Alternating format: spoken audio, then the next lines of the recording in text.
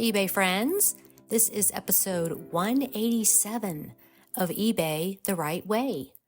Today's date is October 16th, 2024. My guest today is Jill in Kansas. Announcements. Now that we have officially entered the fourth quarter, aka the holiday season, just a reminder about my BOLO books. If you don't ask, you don't get. If a BOLO book is on your gift list this year, don't be shy. Show your people where to purchase them for you. I shipped several BOLO books as gifts over the past few years, and the recipients could not have been happier. In fact, I have only ever received positive and glowing feedback for my books.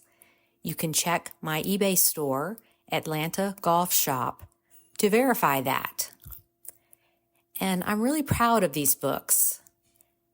I put a lot of work and time into them to help other resellers make more money. So check out that feedback to see what other sellers have said. But you gotta tell your people. Send them a link to my eBay store or show them so they will know where to buy the books. And these books really are the perfect gift for eBay sellers.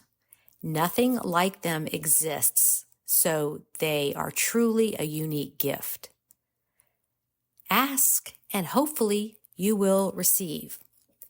And a quick side note, some people don't know this, but under each podcast are links to all my online stuff. I was talking about that with my millennial daughter, and she was like, I listen to podcasts all the time, and I had no idea there were links underneath. I've never scrolled down that far to see them. So that's just a little tip if you are a podcast listener. Any podcast should have links underneath.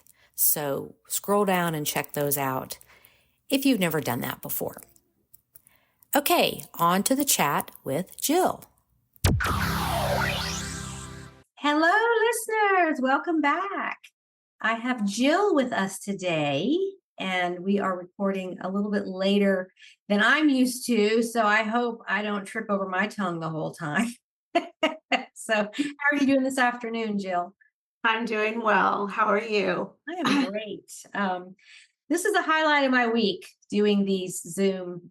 I don't like to call them interviews. It's just two people talking. So I'm glad you could fit me into your busy day. And we're going to talk about how busy you are in just a minute. But where are you located?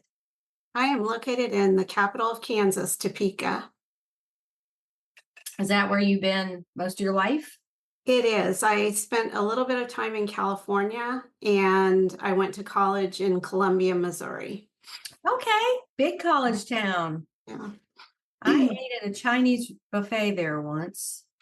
I remember I was with Bob, who I wrote the book about, and he was out working on a game branch in Wyoming for a summer.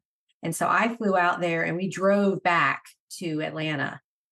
And I thought this was going to be like a leisurely 3 to 4 day cross country drive. No, he wanted to be home in 2 days.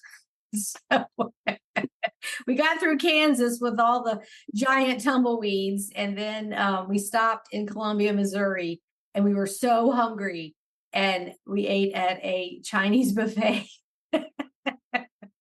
Well, it was a great place to go to school. I enjoyed it there. I went to a small women's college called Stevens, but it was right next to Mizzou, so we got to interact with the students there. And there's also another school, Columbia College. So it was a great town. I enjoyed it, but my family was here. I'm an only child. And so I gravitated back to Topeka, and that's when I ended up going to law school. And then once I went to law school, I was just kind of anchored here and met my husband and had some kids, and we've been here ever since. Yeah, and you were saying that you wear many hats. So let me back up to you are an attorney. That's correct. Y'all listeners, don't hold that against her. She's a really nice lady. Well, and my father was an attorney, and he kept trying to get me to take law classes when I was in my undergraduate, and my mother was an artist, and so I was like, no, I don't want to take law classes, Dad. And finally it paid off, and I got out in the working world and realized that I needed a vocation, that art wasn't really going to carry me anywhere. So I went to law school.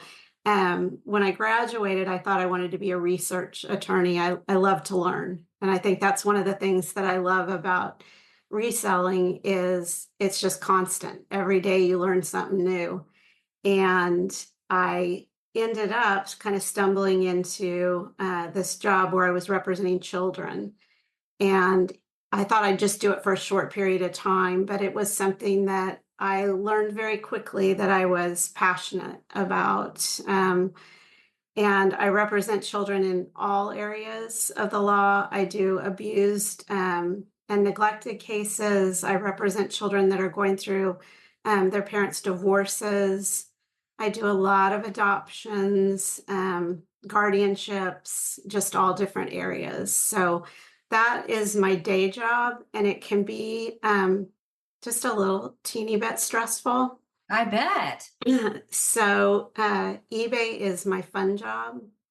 And when I get a little stressed out and stuff, so I just get up and go do something different and then come back. And it's really created kind of a nice balance. And my husband is into it too. So he has not as much free time as I do. So he does a little bit and he helps me out here and there. But we have a business together that's called Retroactive Mercantile. Mm-hmm. And we have an antique booth here in town. It's in a really cool area of Topeka called Noto. It's the North Topeka Arts District. Okay. And so we have the booth, and then we do eBay. And then I also help, well, I'm managing our family farm right now. My mother's 85, and she's decided she just doesn't want anything to do with it anymore. So I took over last year, and so I'm learning that business as well. So do you hire out? You have staff that runs the farm? we do. We have tenant farmers that have been with us for years. They're amazing. They do a great job. They keep me informed of what's going on, but it's my job to market the corn and the soybeans. So that's what I'm trying to learn now. It's kind of a rough year this year. So farmers are not having an easy time. And so How much acreage do you have? and we have a section. It's 640 acres. Wow. We do about half corn, half soybeans. So no livestock? no livestock, and no one lives on the farm. It's just farmland. Well, yeah, I did see that when I was in the Midwest. I was like, it just goes on forever. And it's got to be a lot to manage. It's interesting. I guess it's in my blood. My grandfather was a rancher. And my husband and I just recently got back from Oklahoma City. We went down and visited the Cowboy Western Heritage Museum. And my grandfather was inducted into their Hall of Fame. And so it was kind of cool to go down there and experience that and learn a little more about him. And so, oh, wow. Yeah, really neat. That is a unique experience. Not everybody can say that their grandfather's in the Hall of Fame or something. It was fun. Yeah. Well, and one thing I learned living out there and seeing all the corn and soybeans is how much of it is raised not for human consumption. It's for other products or feed or, whatever they make it into. So I just thought, that's a lot of corn. It is. Yes. Yes. And we don't get to eat it. Right. Yeah. It's not grown for humans at all. Now the stuff that is quite delicious. Yes. Like the bicolor corn on the cob or the silver queen. I love that. But I learned a lot about that farming aspect of things. So that's a lot to manage, even if you don't have livestock. It's a big job. So you are wearing many hats. I'm Okay. learning. So let's delve into the eBay side of things, because you mentioned that was like your boredom buster, your fun thing. When did you start eBay and what brought you there? So my husband and I started reselling about 10 years ago, and we started with a booth, and we jumped around to a couple different places, and we really enjoyed it. It was fun. We loved the community, like meeting people, and it's fun to display things, and but we just could never get any traction. It was like, our bank account just stayed the same. It would go up a little, it'd go down a little, and so uh, I think it was like during the pandemic when everything slowed down. I started watching a lot of YouTube, and I started watching you, and I started listening to uh, different people. I do appreciate you so much because you're consistent. It's like every Wednesday I wake up and I'm like, yay, it's Wednesday. I get to go listen to Suzanne and Oh, do something great. new. And yeah, it's another highlight of my week. But I my mother-in-law had been in the business. She's had booths. My nephew sells on eBay. It's like my next door neighbor was selling on eBay. So it was kind of all around.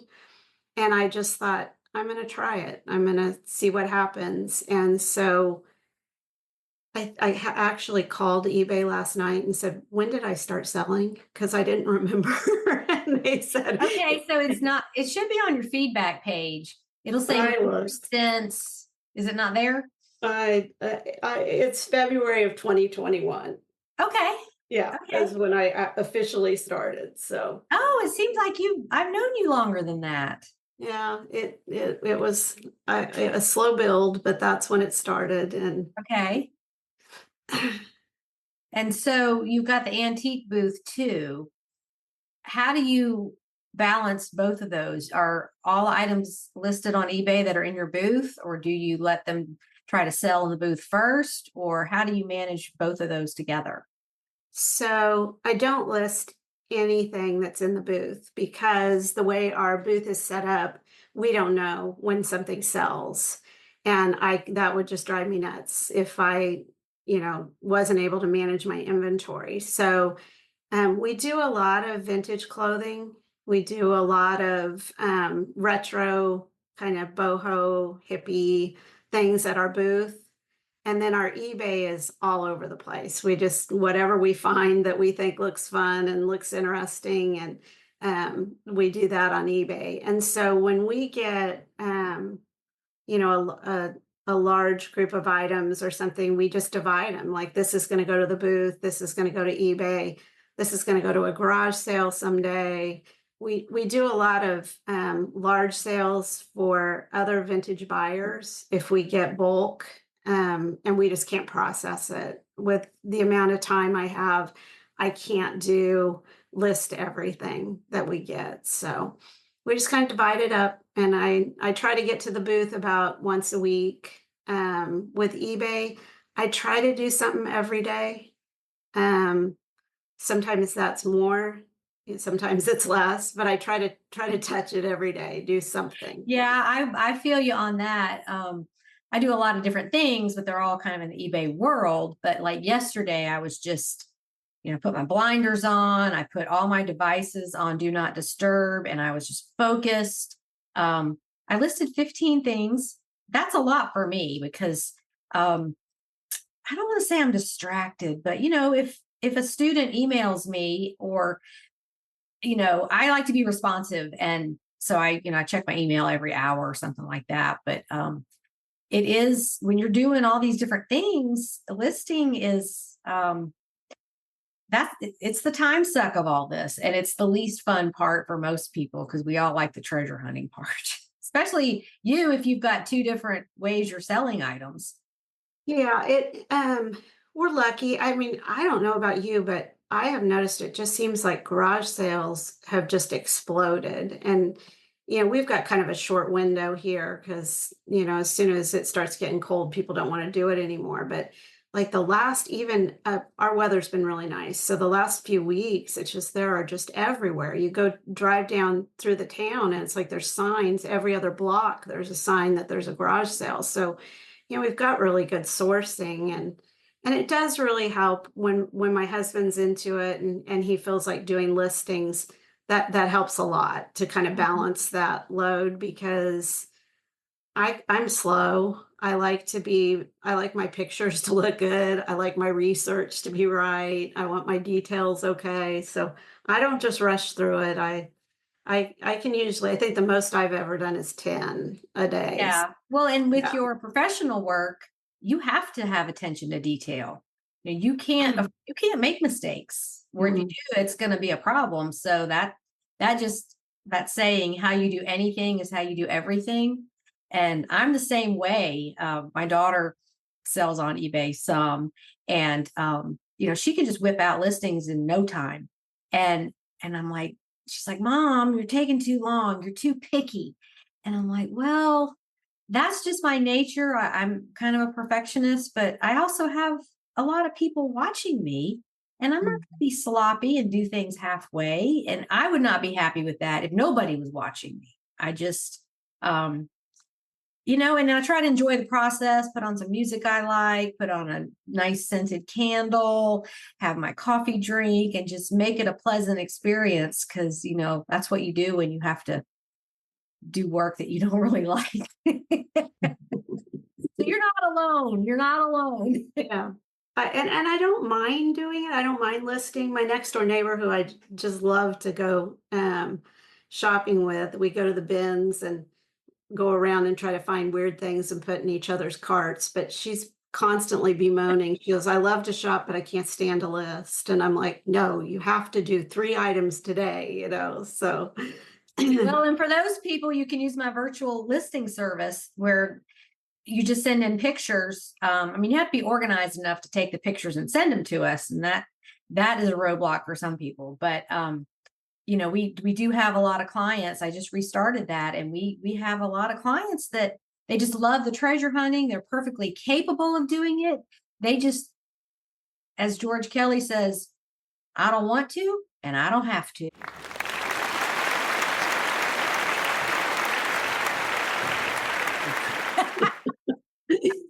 that is a wonderful service. I will let her know about that. Well, and what you said, going shopping with your friend, putting weird things in each other's cart. I love that. You're just like pranking each other throughout the whole store. Yeah, it gets kind of embarrassing when you get to the checkout line and you're saying, "Why do I have fur handcuffs in my cart?" Those were I did not put those in I did there. not put this velvet Elvis in my cart. Nope, didn't happen. And the thrift store is the place to find the weird, the strange. Sometimes you see stuff and you're like, what was this person thinking when they had it originally? Well, and eBay loves weird, so I think Absolutely. Yeah. The more uh, unique, the better. Well, let me backtrack a minute and ask you about your antique booth uh-huh. because I go to those occasionally to learn new things and to sometimes you'll hit on one that has a sale and you can buy things to flip. Um, can I be nosy and ask how much that costs you a month? Well, we pay yearly because we get one free month when we do that. So I believe it's approximately $250 a month. About Okay. that. Um, as far as the size, it's a good size booth. It's a pretty good size booth, and they take 10%. So Okay. So what's a good month for you selling out of your booth? we usually are able to make at least 1,000, if not between 1,000 and 1,500 Oh, when we're that's great. yeah, when we're really working it. When we're Uh-huh. really working it. We've got a good location. We're right across from the register. So Oh, so everybody's standing in lines looking at your yeah, stuff. yeah, it helps. And then like one of the good things about being in the business with my husband is we like totally different things. So we have a really well-rounded booth. So I like vintage clothing. I like to go and get all that. Well, he likes Zippo lighters and he likes knives and he likes, the guy stuff. And Mhm. so, and then he got really into vinyl and bought an album collection from a guy. And so we did a lot of that in the booth. And we did a little bit on eBay too, but we're very careful about what we put on eBay because you have to make sure that the quality of the album is, near perfect in order to put that out there. So, Aren't albums graded like stamps and coins? And well, that's rhetorical. I already knew that because tried to get into that back in the day, and this person had like 1,000 record albums. And there might have been 10 in there that were really worth anything. So I started listing them, and it was a lot of detail, and like collectible Barbies in the packages. Like the package has to be pristine, or collectors like everything a certain way, but it was all that, grading that I thought, I don't have time to figure that out. It wasn't my thing. mhm. So it is more labor intensive to research. And shipping, you gotta be really careful so that they don't break. People used to use brand new pizza boxes. I don't know if they do that anymore, but I think there's record album mailers now. But so you say your husband is into that. He enjoys it and he enjoys doing the research. Like, I have a guy that lives up north and I'll go up and pick from him every once in a while. And so when we switched from the booth as much and started doing eBay, I went up there one day and said, I've started getting into some albums. And boy, he flew out of there. He's like, I'll be right back. I'll be right back. And he came back and he had this ginormous tote full of albums. And I mean, he had them in my car faster than I could say, no, I am not taking all those He was so albums. glad to get rid of them. I don't want them. And I thought, I'm going to get home and they're all going to be polka or they're all going to be Christmas. They're all just going to be Polka. Yeah, well, I Because just that's a do big it. thing in the Midwest, right? Polka. Yeah, I guess. And so I got home and they're heavy, and so my husband comes out and he's like, "Oh no, what have you done?" And we start looking through them and they weren't bad. There were some pretty average, good old rock from maybe the 70s, Grand Funk, Deep Purple, there was some good stuff. And so we figured I paid $7 for the entire tote of albums. I mean, Really? oh, this guy just wanted it gone. He didn't want it anymore. And so I started looking through them and my husband starts looking through them and Chris pulled the ones that he liked and I pulled some just because they were different. I mean, I'd never heard of them. They look cool. And I'm like, I'm just going to play with these. You go play with those. And so I found this one and I'm like, honey, I think maybe we're on to something here. And it was a band called Morning Dew, and they were from Topeka, so they were a local band, but somehow they had garnered a national following, and they were like a psychedelic rock band. And we started doing our research. Chris goes on to the computer and he'll go to Discogs and you look up all these different numbers and it'll tell you, kind of what you've got and how to value it. And this one album that we got, and I just liked it because of the artwork, ended up going to New York to a collector and the guy paid $300 for this album. So it's doing that research, finding that weird thing, and then getting lucky. I call it getting lucky. So Yeah. Well, I have to go back to the polka comment. And whenever I hear that, I immediately go to that scene in Home Alone where the mom is getting a ride back home and she gets a ride from John Candy and his polka band. They're playing polka the whole way in the back of that van. Everybody's freezing cold. Now But I'm yeah, going to think of that. Midwest, and he's like polka, polka, polka. And I hadn't heard that word in years. Well, unfortunately, I see a lot of it. I So, guess you would. Yeah. Mhm. If you're in the album business, you're going to see all kinds of things. But yeah, that's just one area I tried to get into. And I guess you have to really be interested in whatever it is, because there is a lot of research. What kind of things do well in your booth versus your eBay store, and vice versa? I'm sure you're putting your more large items, big breakable items and that kind of thing in your booth. sure, absolutely. And things that are hard to ship. Like I'll get something and I'll just say, I don't want to mess with that. I don't want to deal with it. But like if I get new clothes, that's going to go on eBay. I'm not going to put the newer clothes in my booth. Unless they have a vintage vibe or a kind of retro feel to it. Every once in a while I'll put something in, but we kind of focus more on that. And I'm not sure, sometimes trends, because I like following the trends.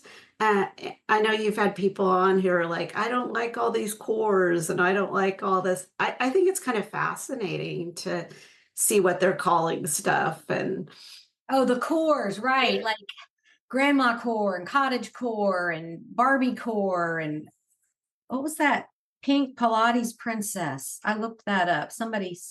Catherine in Minnesota was talking about all the cores. And yeah, it's I just don't know who these people are that are sitting around making up all these words. yeah. Well, and we can be, I think here in the Midwest, sometimes we can be a little behind, like whatever the most current trend is. So, it can go on eBay for a while. If it doesn't sell, it can go in the booth for a while. Sometimes it's in the booth and I take it out and I go, I know I can sell this on eBay, but I wanted to try first on the booth Right. and just see if, split it up. And I also like to upcycle clothing. So, I do some sewing and alter, like make jean skirts out of jeans or alter jean jackets, and that kind of stuff goes in the booth. I don't put that on eBay. I make quilted jackets out of old quilts that are really ratty tatty. I would never use a nice quilt to do that. Nice quilts sell well on eBay. Yes, I've sold some and they Yeah. do. Yeah, people like them and they go quick and they go for good money. And so the coats, the jackets that I make, it has to be pretty. It has to be a cutter, a really bad cutter. I'll just make something out of it. So Well, I commend you for being creative and upcycling. I'm friends with Bevan on Facebook. She was on the podcast a while back. She's in Arizona. I called her Queen of the Javelinas because they were all over her front yard when we were recording, and I didn't even know what they were. You know what they are? no, They're they're in the pig family, and it's spelled Javelina, and it just looks like a little wild boar, a little pig, and they just eat everything. They eat your flowers and your shrubs and all that stuff. But anyway, she posted something the other day where she had bought a either knit or crochet Afghan. It was black, red, and white, and she made a dress out of it, and it was just adorable. And she's like, yeah, I upcycled this. I maybe paid $5 for it at a thrift store and made the cutest outfit. And I was like, good for you. That's very crafty. And I commend anybody that can sew. That's a skill. So people like that kind of unique, original stuff. In high school, we all want to look like each other and we all wear the same thing. Maybe not anymore, but that was back in the day when we were in school. It was like you had to have the jeans and the polo shirt or whatever everybody else was wearing. And now it's people are striving to be different. So well, we have on our tags, we like to think that we're helping the environment by not just allowing all of these items to end up in a landfill. And on our tags at our booth, it says when you purchase a pre-loved item, you help save our planet. Absolutely. And so we feel like we're at least doing a part in that. And it, it's good when you our daughters have even gotten to that point where they're starting to realize that, and they're a little upscale, so they'll do thread up or stuff, but they don't necessarily want to go to the bins with mom. Yeah. Yeah, that's the way it goes. Now I'm looking at that lamp behind you. Is that something upcycled? It looks like driftwood. That was a garage sale item that I picked Okay. up for $5. It's a beautiful wooden base. Is it a And person or is it just some It's- wood that's configured in a weird way? It's just wood, and I bought it from this lady down south of us, and I looked at the price and I said, "Is that right?" And she goes, "Yes, please take it. It keeps falling over at our house." And I was like, "Well, it's not falling over at mine, so it's It going looks home with almost me." like African or mahogany wood. It's just That's me looking at the background. So cool okay. thing. Okay, so you sell vintage clothing in both places. Correct. So Yes. can we pick your brain about what's hot right now? What's selling for you? We are still doing the cottage core, the prairie core, 70s. If I get a funky, like kind of wild piece, that usually goes pretty fast. Hawaiian, like long Hawaiian caftans, anything like that. Um, Vintage leather. Yeah, definitely. If you can get a hold of some, I bought a beautiful coat at a sale, and I just knew it was something. It was kind of patchwork. It was a long woman's brown, beautiful coat, and it went, I think, in about 48 hours, and I paid Really? about $5, and it went for 100. So yeah. So Jeremy, who was on the week before you, talked about leather as well. He's got a jacket. He priced it 800. And I like to hear that because I quit looking at the leather because it just didn't sell for me. So are there any specific details or criteria that you look for when buying leather? Well, I mean, in the vintage, I like that kind of mod. I like something that's just a little bit different. Or I bought two pieces at an estate sale that just they're really, really different. I don't know if you remember. I think it was probably back in the 80s, North Beach leather. um their ads would be they'd have a blonde bombshell like Pamela Anderson or something in these leather dresses. um Okay. and I ended up getting two of those, and uh that was the first time that I went to an estate sale, and my mother-in-law always told me leave a bid, and I just never did. And I went to this estate sale and there was a bunch of stuff that I wanted, and I thought, well, I'm going to try it. The way our sales work, it's full price the first day and 50% off the second day. Mm-hmm. So if you leave a bid, they know they're going to get 50% the next day. If you leave a bid and you're giving them just taking 40% off whatever they're asking, then there's a good chance you're going to get whatever that item is. And I so didn't know you could do that. Do they have a system set up where you have a bid card or something? they usually just have a little recipe box, and that's where they store them all, is in this. Okay.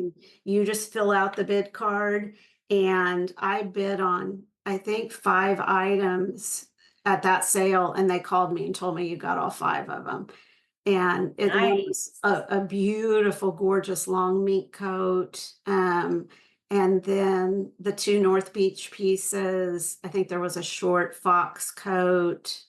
And uh yeah, so it is a process that works. I highly So the recommend it. animal fur, are you putting that on eBay or in your booth?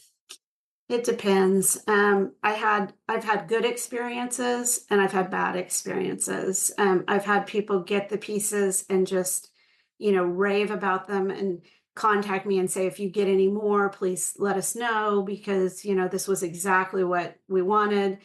And then I had someone purchase a fur right around New Year's Eve.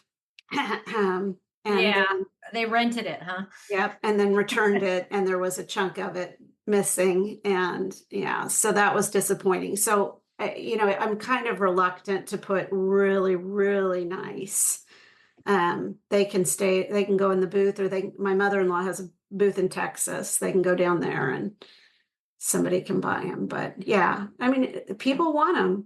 It's Well, that's good to know because I kind of overthink stuff like that. And I'm like, oh, should I try to sell this? Am I going to be judged for selling animal fur? But, it's already made. I didn't go out and kill the animal, but if people feel strongly about that, they're going to give you a piece of their mind, whether you want it or not. I don't personally wear it. I mean, it's just not me. But my theory is the first person who bought it, they've got the bad karma. And so Yeah. going forward, it's one more thing that you don't want it to go in a landfill. Mhm. So if Right. somebody wants it, good for them. There's places where it really is cold and that keeps them warm. So Well, I have a animal fur detector built in. I'm allergic to rabbit. And so if I'm in a thrift store and I'm even around, like my eyes will start watering. It's like being allergic to a cat, it's the same, runny nose, watery eyes, sneezing. And so I wouldn't ever bring anything made of rabbit back home with me. But, my mother had a beautiful fox jacket. She just loved it. And it even made her sneeze, but by gosh, she was going to wear it. And in Georgia, like she hardly ever got to wear it, but boy, she wanted that and she got it. And mink, I don't think I've ever seen mink.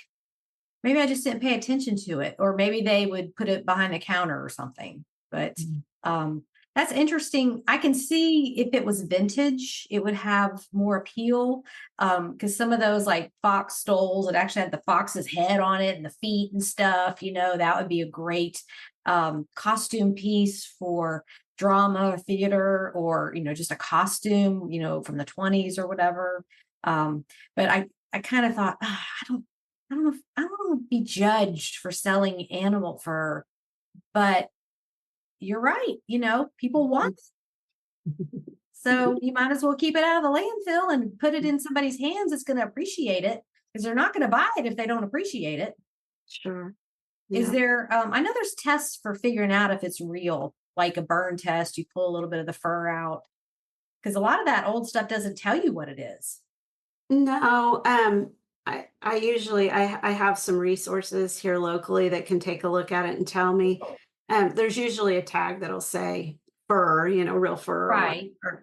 And then I'll have somebody look at it and say, some of them I know, but yeah, I had a mink and the lady wanted to know, is this kind of mink or this kind of mink or this? And, asking all these questions. I said, I'm sorry, I just don't have answers to that. I can take all the pictures you want, but, Right.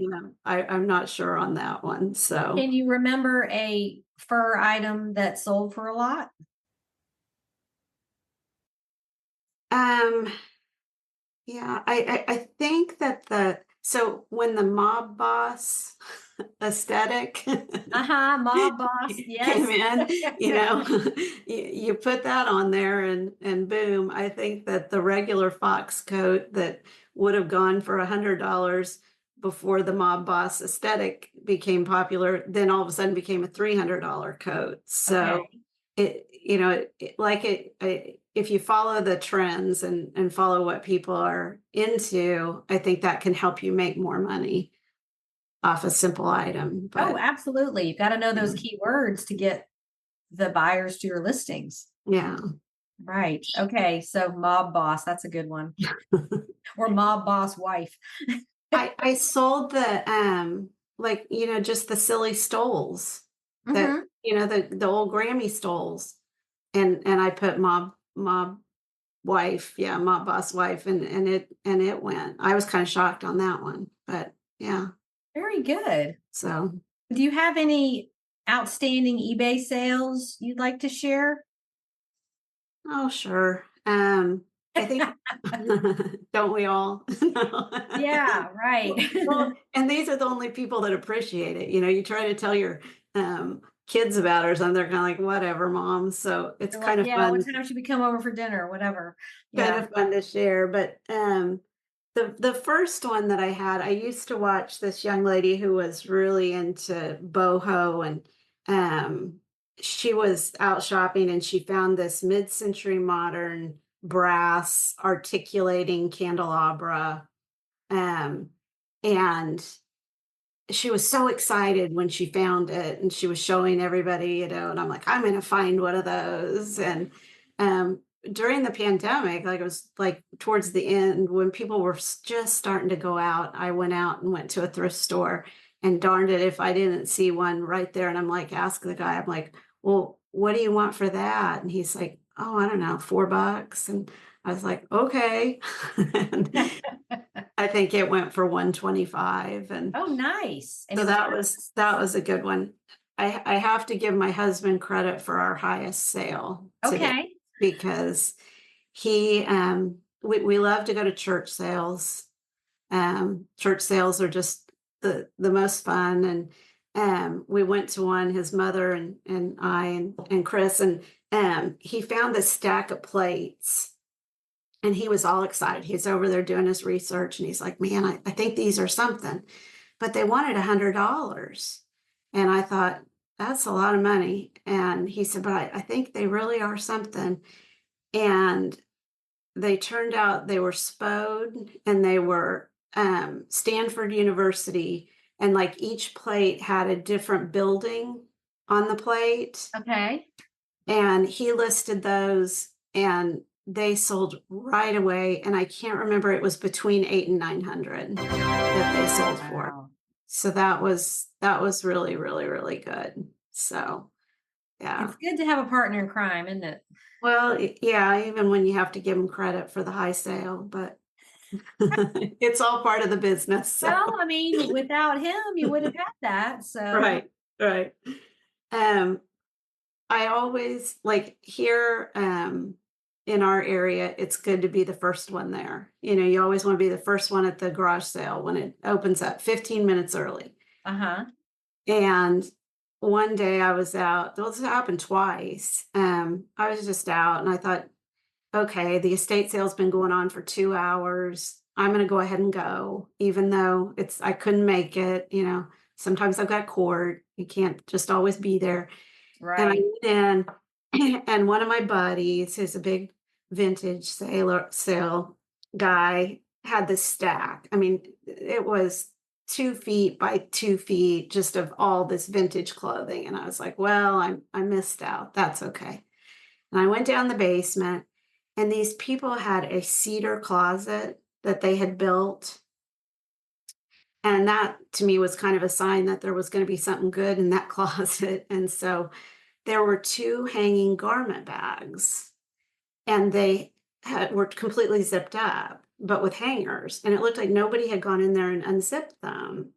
And so I went in and unzipped the first one, and there were like 5 St. John pieces.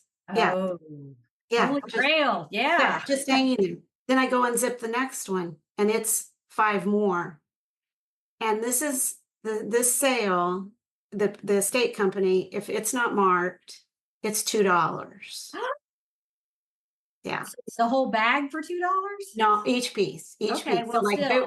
if it was a suit, it was $2 for the top and $2 for the Okay, skirt. that's still Yeah. a bargain. So I'm thinking I was into it for about $24, and I've got one piece left. It had to have been over $1,000 that I ended up off Oh, that. I love that. Well, and you think there's not going to be anything left. There's not going to be anything left, and there was. So it's still good to keep going. Well, and that's a mindset too, because if you focus on lack, that's what you're going to get.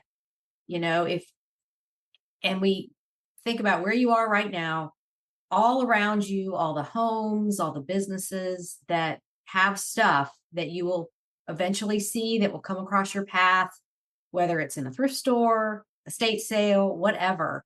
And it's endless.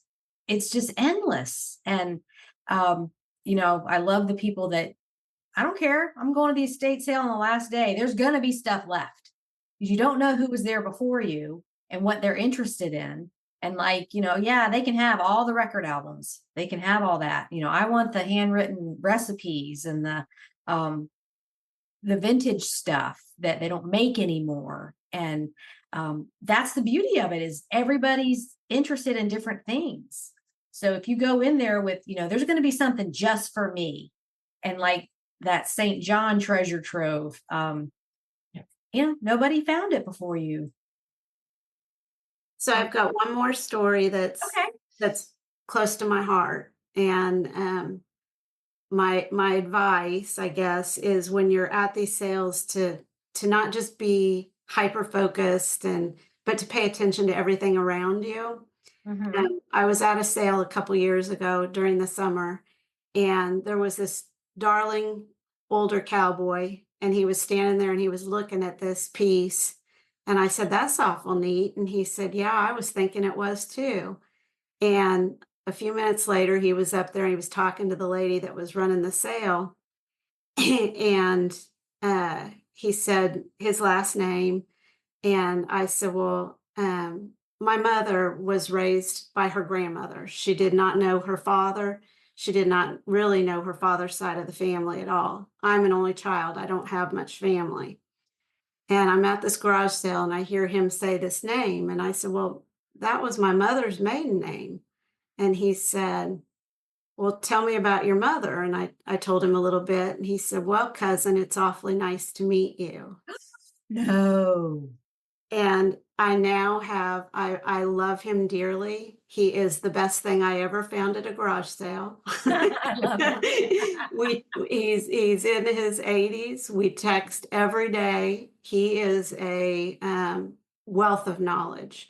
The man has been in the resale business for years and years and years, and he knows he'll say, "You need to get that," or "You need to get that." And every time it is a hit. He knows his stuff inside and out.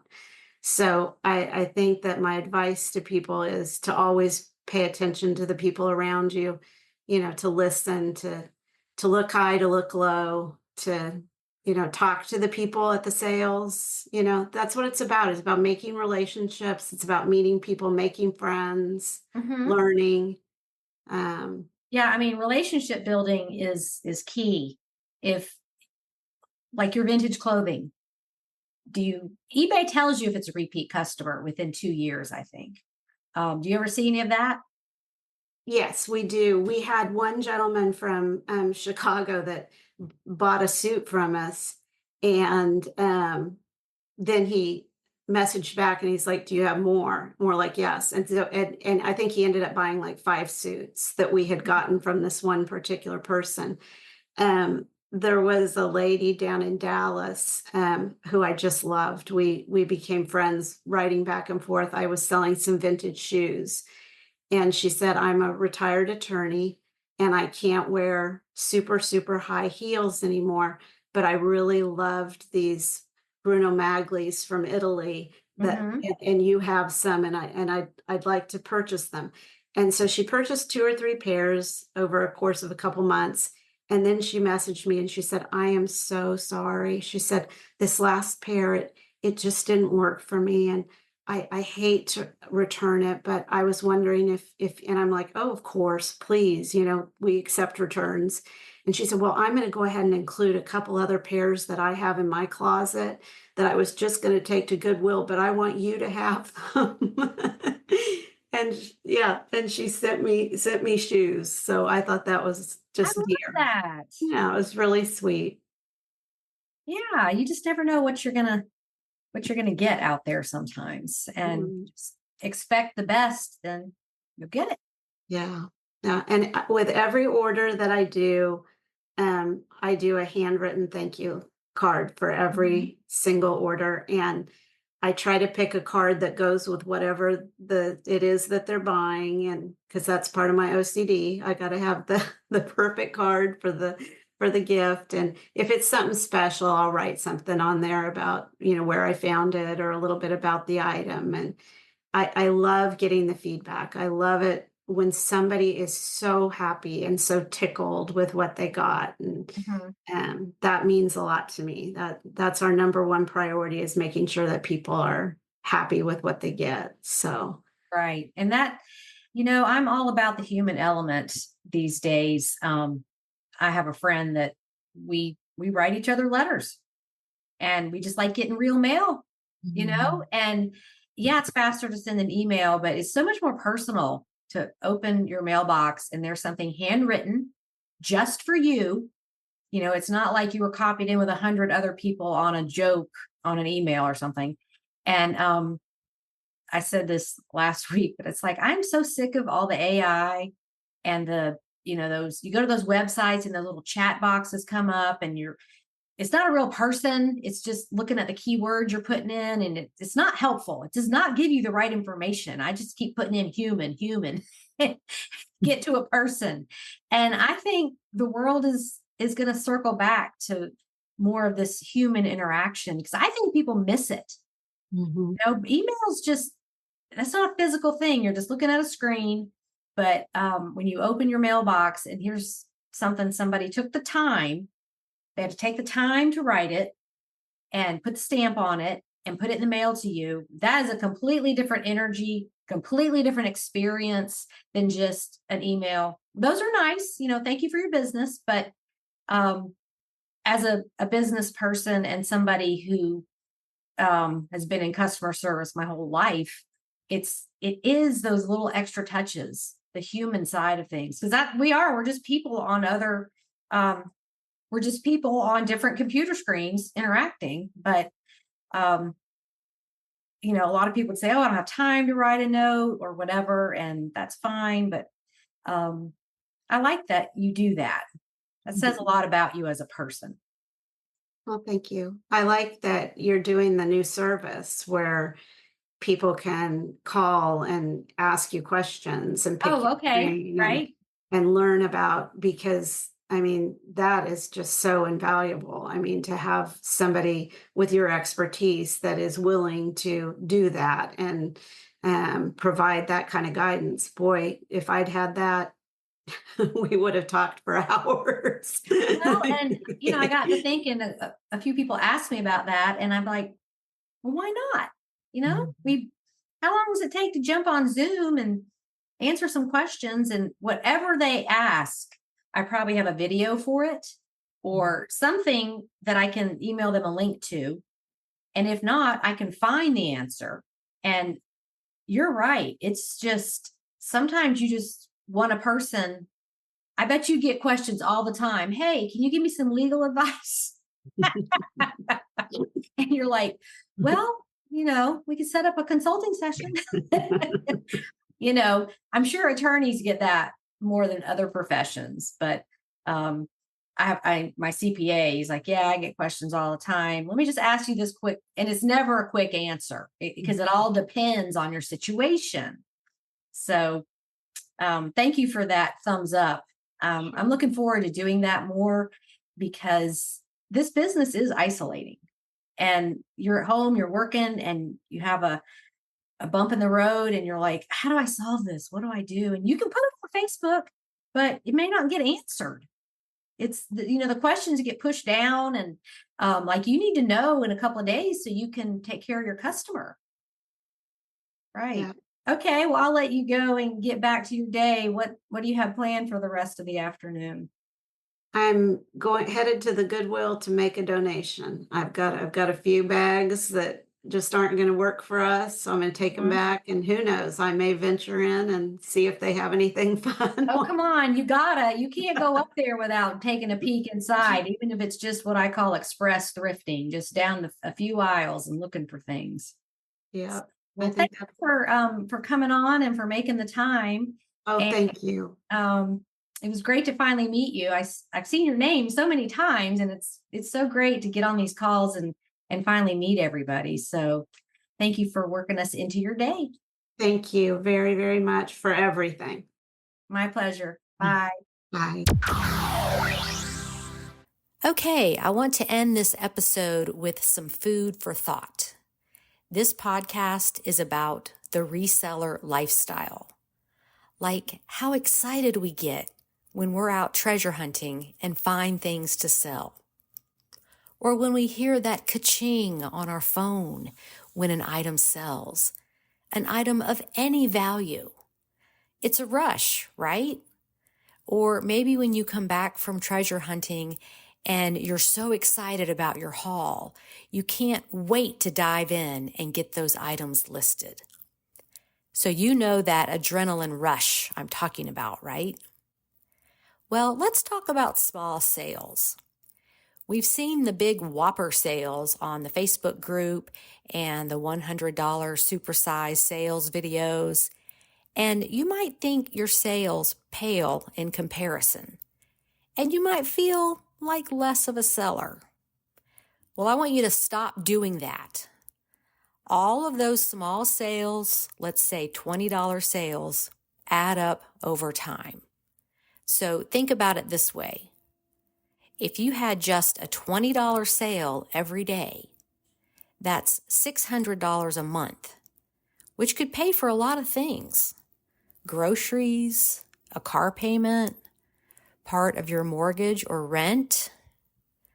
A $20 sale every day for a year is $7,300.